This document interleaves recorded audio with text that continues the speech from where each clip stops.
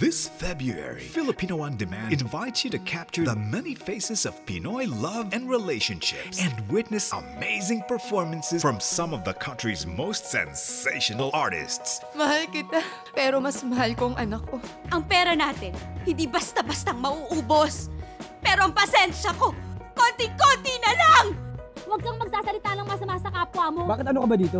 Ba't ang yabang mo? Tourist guide. Sip-sip.